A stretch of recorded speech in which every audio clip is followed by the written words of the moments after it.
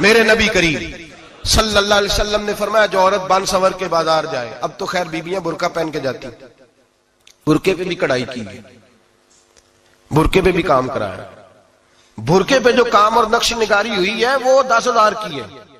برقع پردے کے لیے پہننا تھا، دکھانے کے لیے۔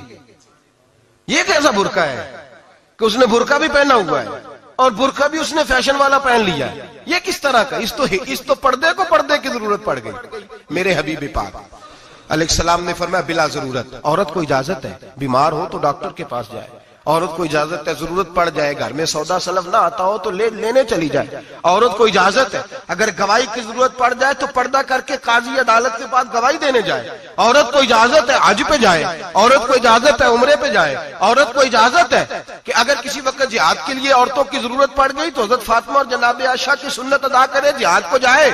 لیکن اگر عورت موج کرنے جائے اور روز گئے وہ دیکھے نا فلاں پارک میں تھے آپ تو کبھی گئے ہی نہیں، فلاں جگہ تھے آپ کے پاس تو فرصت ہی نہیں، فلاں میری سرگودے والی بہن کا خامن تو روز لے کے جاتا ہے آپ نے تو کبھی توجہ ہی نہیں فرمائی۔ روز پیغام دیتی رہے میرے حبیب کریم سید عالم صلی اللہ علیہ وسلم نے فرمایا جو بی بی بن سنور کے بلا ضرورت بازار جائے، نبی پاک علیہ السلام نے فرمایا ایک قدم وہ اٹھائے گی تو اس پر اللہ کی لعنت برسے گی، فرشتوں کی لعنت برسے گی، زمین والے لعنت برسائیں گے، آسمان والے لعنت برسائیں گے۔ اور میرے حبیب بولے تو فرمایا جب اللہ کی لعنت برسے گی تو میں بھی اس بی بی پہ لعنت ہی کروں گا جو بی بی بن سنور کے جائے۔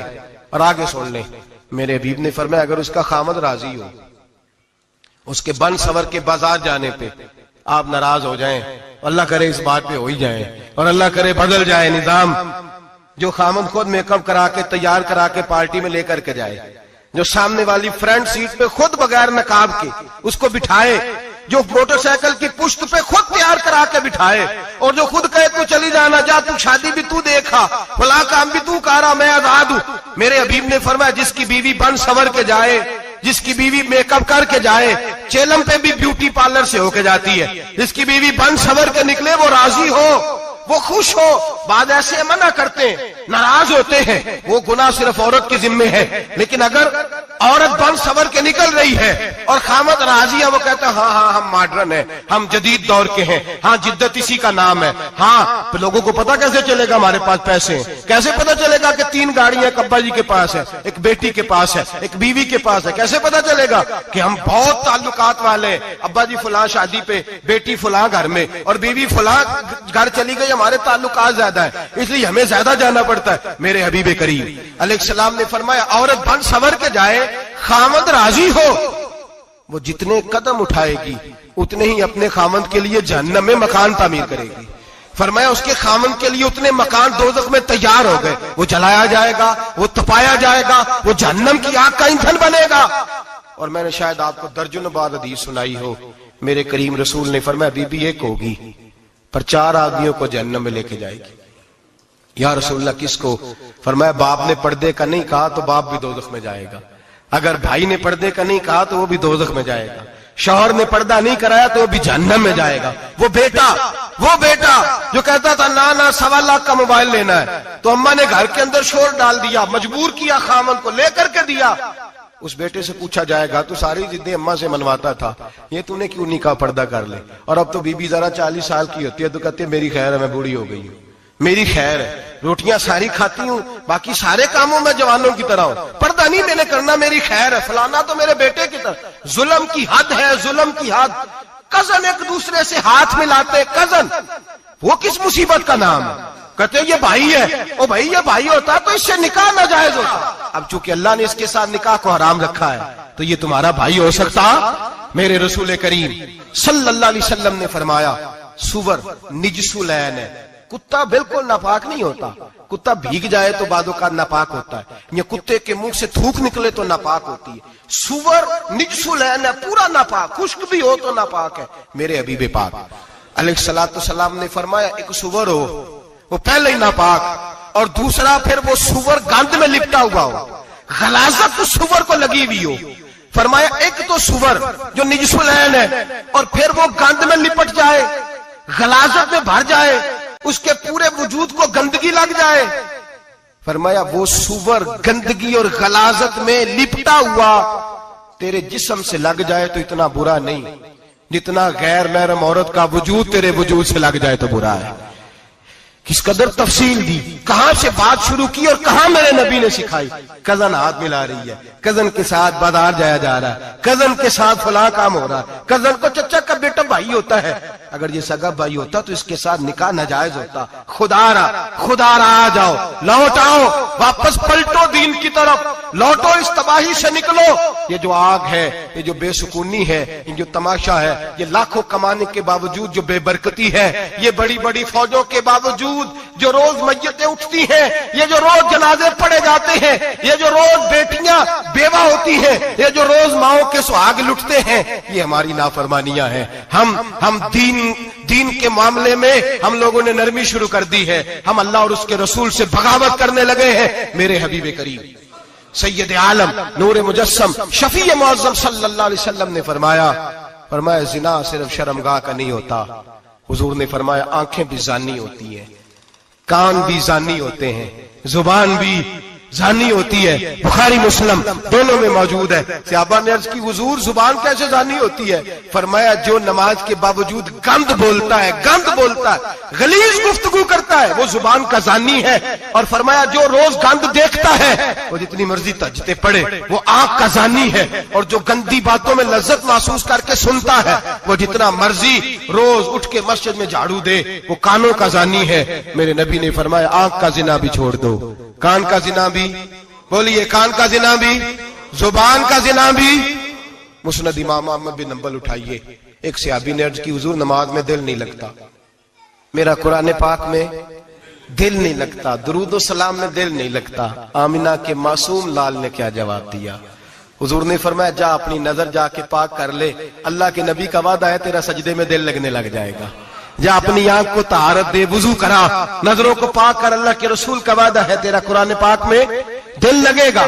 جا کے اپنی نظر کو پاک کر, وعدہ ہے تیری زبان پہ درود و سلام جاری ہو جائے گا, اللہ کا ذکر جاری ہو جائے گا. میرے بھائیوں, عورت کا پردہ, عورت کا حجاب دین میں اسی طرح فرض ہے جس طرح نماز فرض, جس طرح روزہ فرض ہے, جس طرح زکوٰۃ فرض ہے, اسی طرح عورت کا پردہ بھی فرض ہے. اگر کسی گھر میں عورت پردہ نہیں کرتی اس گھر کے مکین سارے اللہ کے حضور جواب دے ہیں. میرے حبیب کریم علیہ السلام نے جس عورت کو پسند کیا, جس عورت کی تعریف کی, جس عورت کی بابت میرے نبی نے ارشاد فرمایا, وہ بڑے خوبصورت لفظ ہیں صاحب احکام القرآن نے لکھے ہیں. میرے حبیب پاک نے صحابہ کی محفل سجائی, مجمع کھچا کھچ مسجد بھر گئی.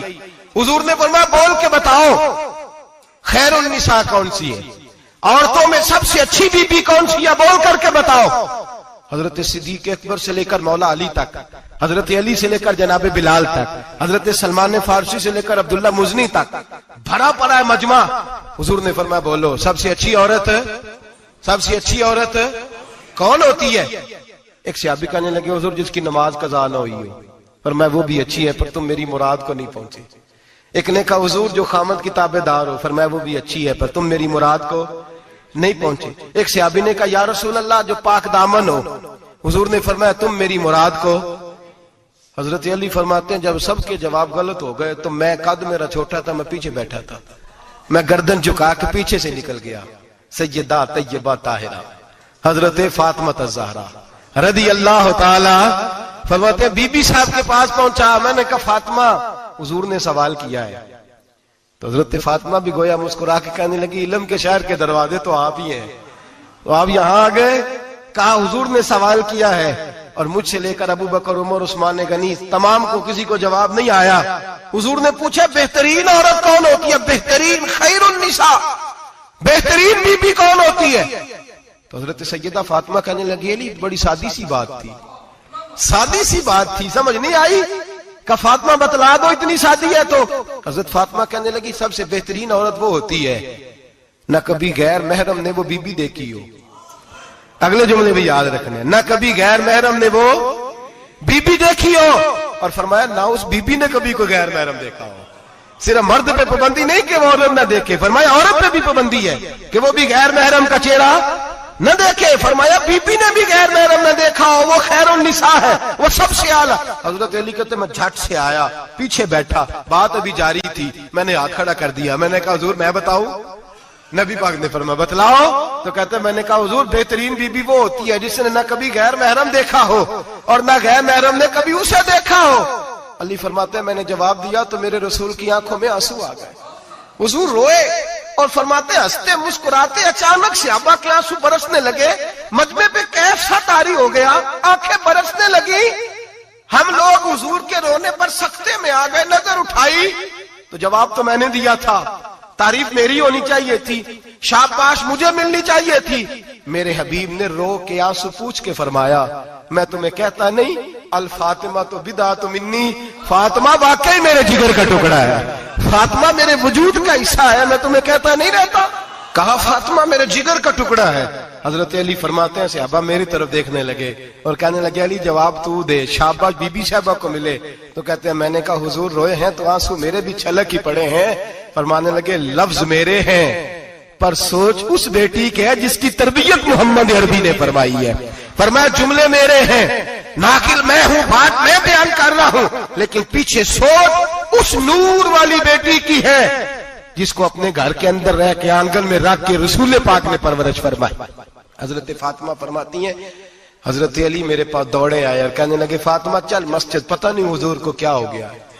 حضور رو رو کے بحال ہو گئے اور حضور حجرے میں رو رہے ہیں اور ہچکیوں کی آواز مسجد میں آ رہی ہے. چل ذرا چل کے حضور کی بات دیکھ کیا ہوا ہے, ہماری تو طاقت نہیں اندر جانے کی.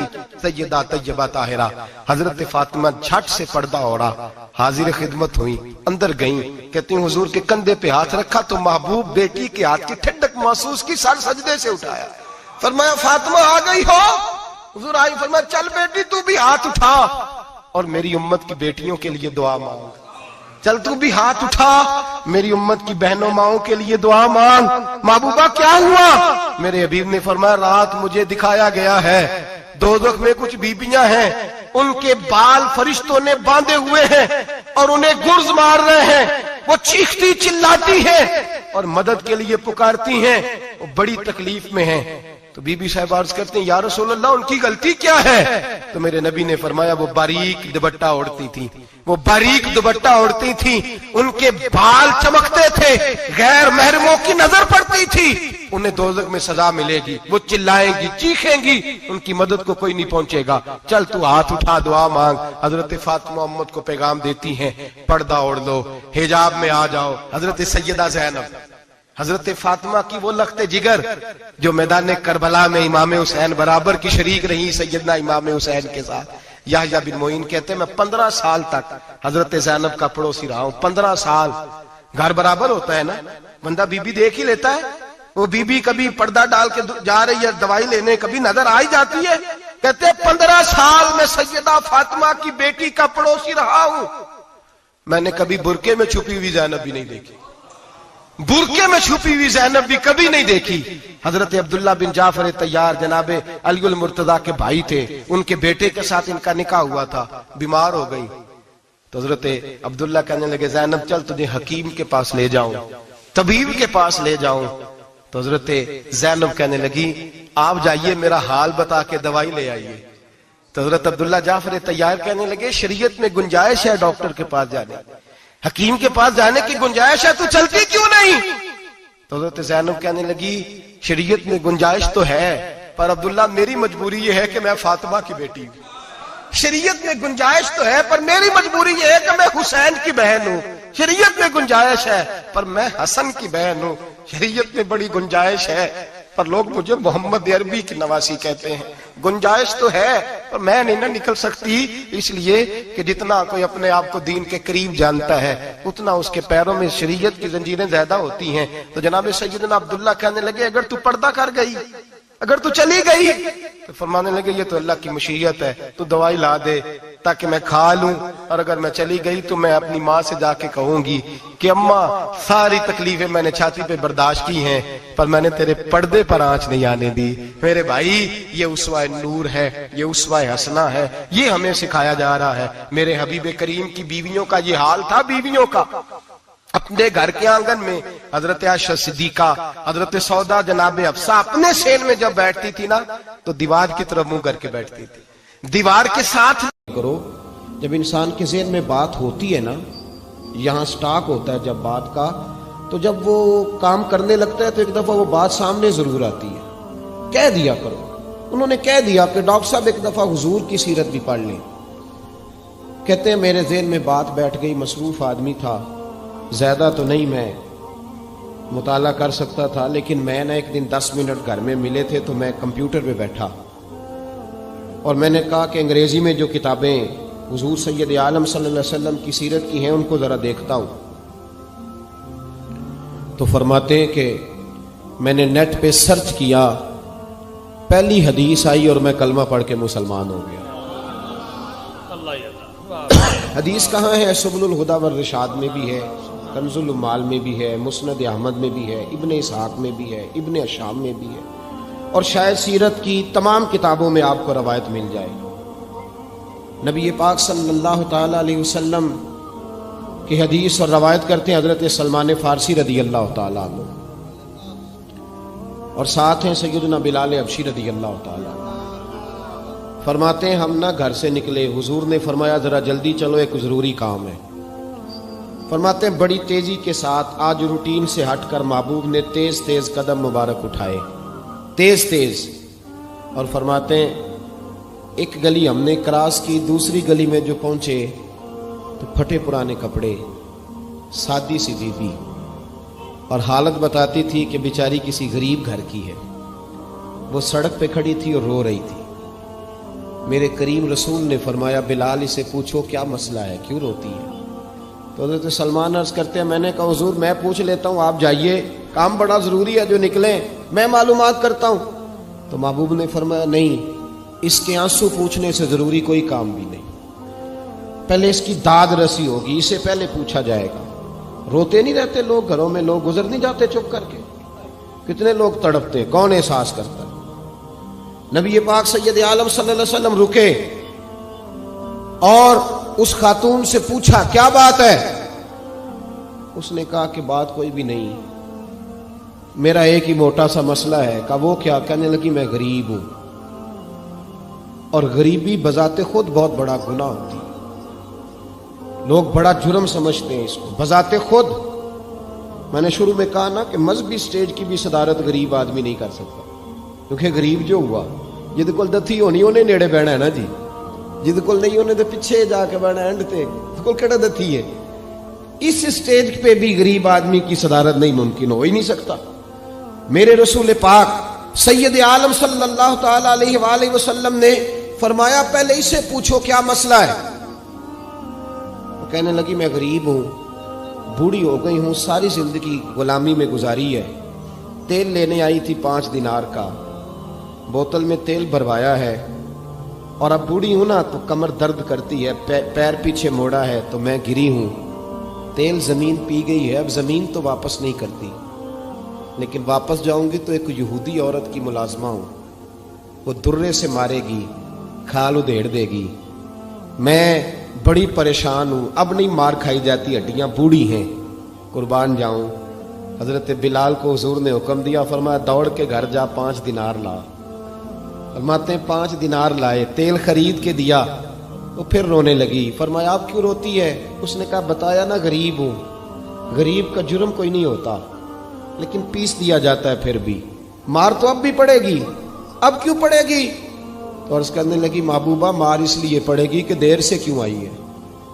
تو میرے کریم رسول اور وہ بی بی حضور ابھی آئے ہیں مدینہ طیبہ، امام یوسف صالحی فرماتے ہیں ابھی آئے تھے حضور، سبل الہدی والرشاد کے مصنف کہتے ہیں ابھی آئے تھے نبی پاک، وہ جانتی بھی نہیں تھی۔ تو سید عالم صلی اللہ تعالی علیہ وسلم نے فرمایا اچھا مار پڑے گی؟ کہا ہاں۔ او بھائی کونسلر جو کل آپ کو کہہ رہا تھا نا میں آپ کا خادم ہوں، کونسلر بے گناہ، بلکہ ہمارے ایس ایچ او صاحب اگر چودھری پہ پرچہ آ جائے تو اس کو ٹیلی فون کر کے پوچھتے ہیں صاحب جی تہاڈے خلاف درخواست آئی ہے، کی کرنا ہے؟ تو غریب آدمی بیچارہ، اس کی غلطی یہ تھی کہ وہ غریب تھا تو اس نے ریڑھی لگا لی چوک میں، اس کو دبوچ کے لے گئے، تینوں پتہ نہیں ایتھے نہیں کھلوئی دا، تو اس کے پاس کل انویسٹمنٹ ہی 5000 تھی, سارا لے گئے. پھر وہ کونسلر صاحب کے پاس چلا گیا, سر میرے نال چلے آ جائے ذرا, میں تھانے جانا. انہوں نے کہا گڈی کرائی آ, پیسے ہے نہیں, ایویں تھانے جائیدا ہے. اب وہ گاڑی لایا ہے, پتہ نہیں کہاں سے لایا ہے, تھانے پہنچا ہے. اور یہ ہے ہمارا حال کہ وہ ایس ایچ او بھی بیٹھا ہے کرسی پہ اور کونسلر بھی کرسی پہ بیٹھا ہے, اور وہ غریب پیروں میں بیٹھا ہے اور ہاتھ باندھ کے کہہ رہا میری ریڑھی دے چھڈو, میریاں 4 دھیاں نے تو میں شامی کھانا کھڑنا ہے.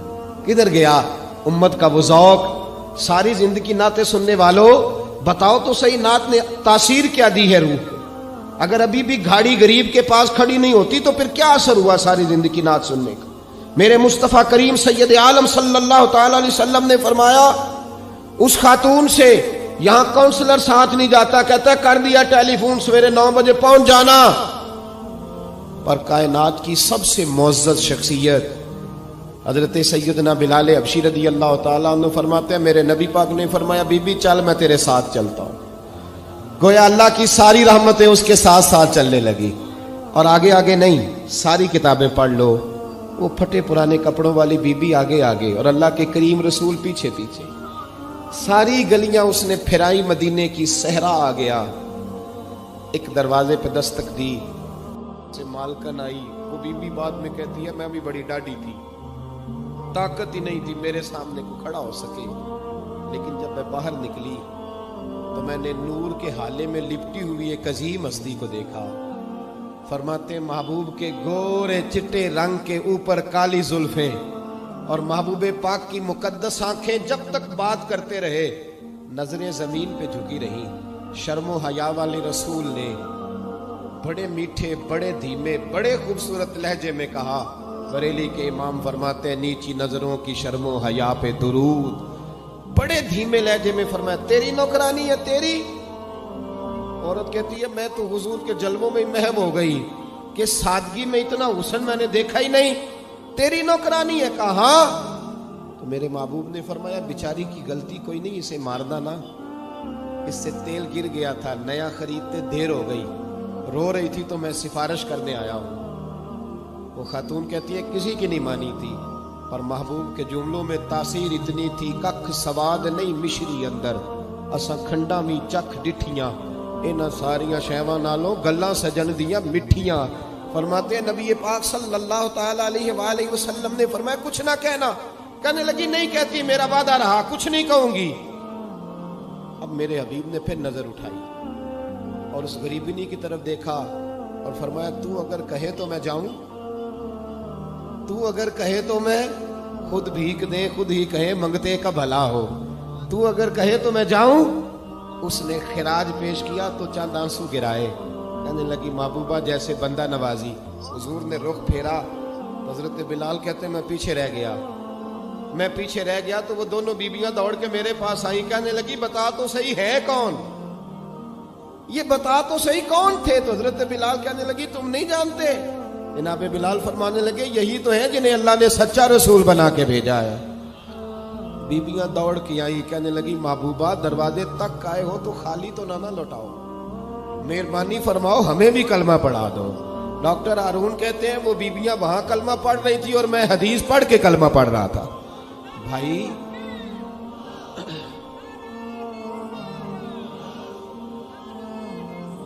اگر دولت احساس ہے نا پھر تو زندہ ہے. جو زندہ ہوتا ہے اس میں لچک ہوتی ہے, جو مر جاتا ہے وہ اکڑ جاتا ہے. اگر زندگی ہے تو پھر احساس ہونا چاہیے. اگر تیرے اندر زندگی ہے تو پھر احساس ہے, اور اگر تیرے اندر احساس نہیں رہا نا تو پھر زندگی زندہ دلی کا نام ہے.